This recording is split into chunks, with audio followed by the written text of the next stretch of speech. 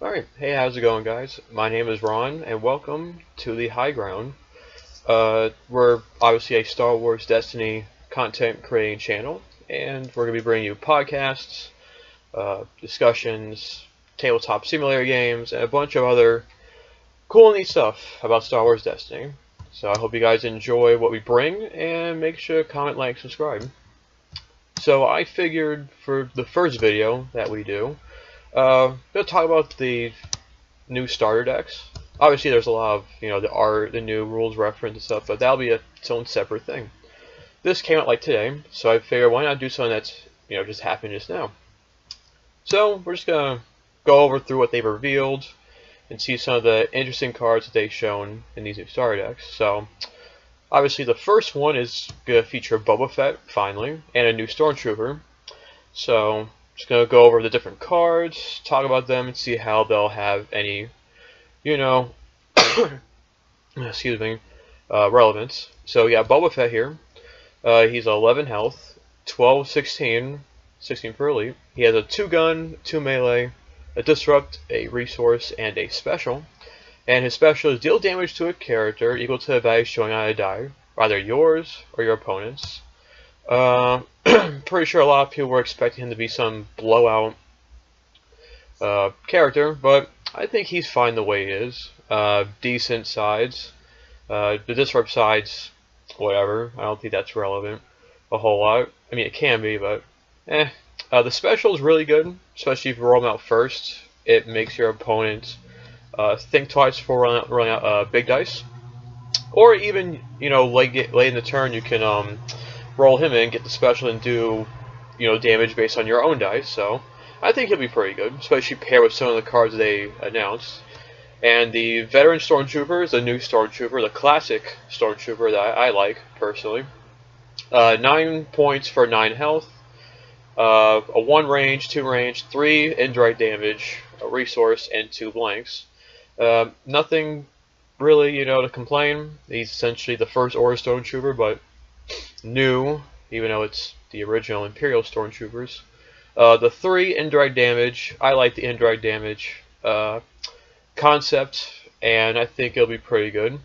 So overall, these are good characters. I feel the new Stormtrooper will have its place in some deck, and I think Boba Fett will be interesting to test out. I know I'm going to test him out a little bit. For one of the first cards they showed was the new Slave 1. So this is a 3 cost as opposed to the 4 cost one from before. It's got a 2 range, 2 indirect damage, a 3 indirect damage for a money, a shield, resource, blank. And it has a power action.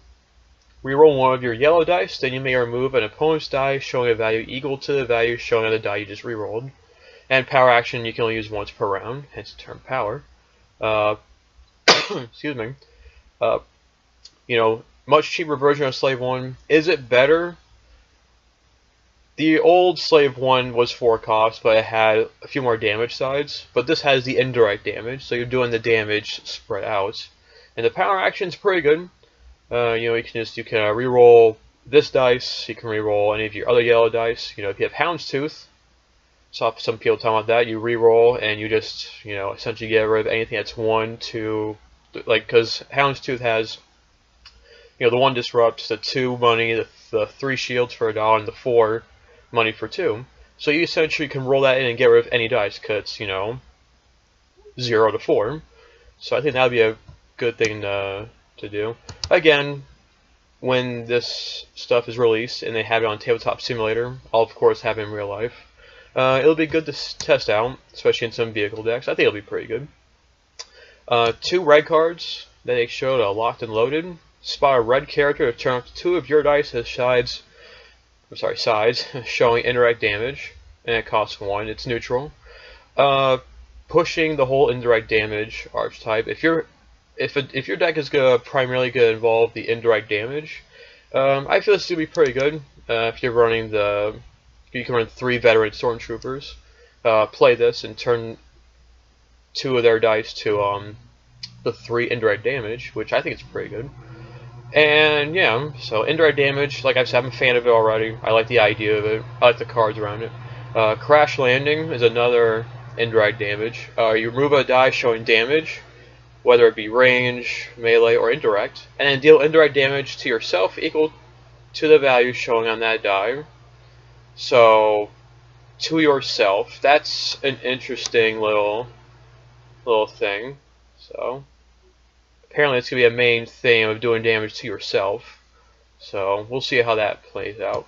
And of course they have Arid Wasteland, which is a new battlefield, which if you claim, force an opponent to lose a resource. That's interesting. You know, I'll claim and they lose a resource. Nothing too big and too spectacular, but, you know, it can have its uses. And of course you have the new Luke and the new Han. The new Luke is an 11 for 11-14. 1 range, 2 range, a melee, shield, resource, and a blank. Power action, spend 2 resources to resolve one of this character or upgrade dice, increasing it by 2. The 11-14 cost is very good. I feel that heroes, a lot of the good ones, like the original Luke, are overcosted, which is a big issue I believe is in this game, but that's a story for another time. The damage sides are fine. The power action is good. You know, spend 2 resources to essentially make any of your dice, for his dice, upgrade a character up by 2. So essentially he becomes, you know, a 3 range, a 4 range, a 3 melee, or 3 shields and 3 money. You can do that too. So I feel like it'll be pretty good. The new Han Solo is 10 for the same thing, 11-14.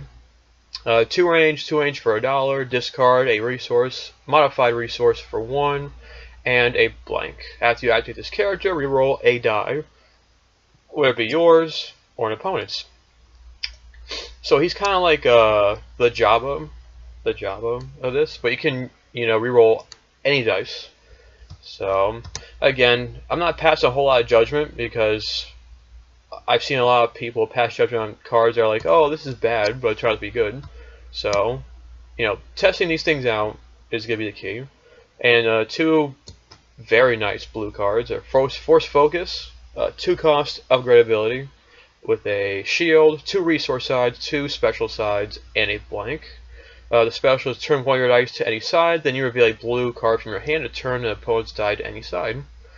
Pretty good. 2 is, for me, 2 is like that middle ground for upgrades. You know, 3 is like this lightsaber here is fine, but for me 2 is like the middle ground for me. The sides are nothing spectacular. The special is great, and you know, and it's neutral. These are neutral, so you can play these in, you know, in any blue deck, villain or hero. So I see a lot of applications with this. But the heirloom lightsaber, wow, this is another good lightsaber. 3 costs, a 1 melee, a 2 melee, a 3 melee. A shield resource blank. This upgrade has redeploy while it's on a blue character. So again, running the theme, if you're running a blue characters, then this is obviously a 2. Like for any blue deck I play, this is going to be a 2 of for sure. And it's neutral, so that makes it even better. Now we have a new Millennium Falcon. So we saw a new Slave 1 for the Boba Fett, and there's a new one here. So it's a 4 cost, so it costs 1 less. 2 range, 3 range, 4 indirect damage for $1. 2 shields, 2 resources, a blank, and after you activate the support, you can activate one of your characters. I feel that this is much better than the first Millennium Falcon. It's cheaper, it's got better size, in my opinion, and its effect to, you know, activate this and activate a character is ridiculously good. So you pair this with, you know, Maz, you know, activate this, roll in Maz, get a focus, resolve anything essentially, and you know, I see like it's heroes, so the applications in Harrier vehicle decks like mine are good. It just opens up a lot of plays, so I think it's gonna be pretty good. Let's see, we're gonna go through the image thing here. We're gonna see if there's anything else that they didn't explicitly show. So this is everything that they've shown. Oh, wrist rockets. Now this is so good. 3 cost with yellow character only for villains. Villains once again get the good cards. I like villains, so obviously I'm gonna like it. 2 range, 4 indirect damage for $1. Discard, resource, blank, and a special. Special is deal 2 damage to a character, then spend 1 resource to deal 2 damage to a character. Wow, doing essentially 4 damage for a resource is pretty nutty. And all that, you don't have to do it in the same character. You can do 2 here, 2 to someone else. So, a definite must-have for yellow deck, villain decks. I know this is going right into one of the decks I'm making. And I'm ready. I'm already pre-ordering the starter sets. I'm ready. Like, these are just amazing. And let's see, Millennium Falcon. Then we got Impulsive, which is a 0 cost. Ambush, resolve 1 of your dice. Very good. You know, another hero card. You know, being able to not only have Ambush, but resolve 1 of your dice. So you can essentially resolve multiple dice with this. Is very good. Maz's Vault, a 0 cost support location. That's a new subtext, location cards. Each player gains 1 additional resource during their upkeep phase. So you'll essentially have at the least 3 resources by the time the next round starts. So I don't like the idea of my opponent getting more resources, but in the end justify the means. So if it means that you can get out your cards, you know, faster, then sure. And then there's the Outer Rim Outpost, which claim, draw a card, and gain a resource. Very good. Gaining a resource, additional resource is always good. And you know, drawing a card is also good, because this happens before the whole upkeep. So if you draw something you don't want, just like, I don't want this, discard it, and hopefully, you know, dig through your deck for the things that you want. So yeah, that's everything that they revealed for these. Overall, I think that these are pretty good. To me, they seem a lot better than the Rey Kylo, but again, the Rey Kylo were very beginner starter decks. This is beginner players, new players can take this, but veteran players are just gonna take these and, you know, make applications out of it. And I don't know if you can see it, but there's a right here, blue R2D2.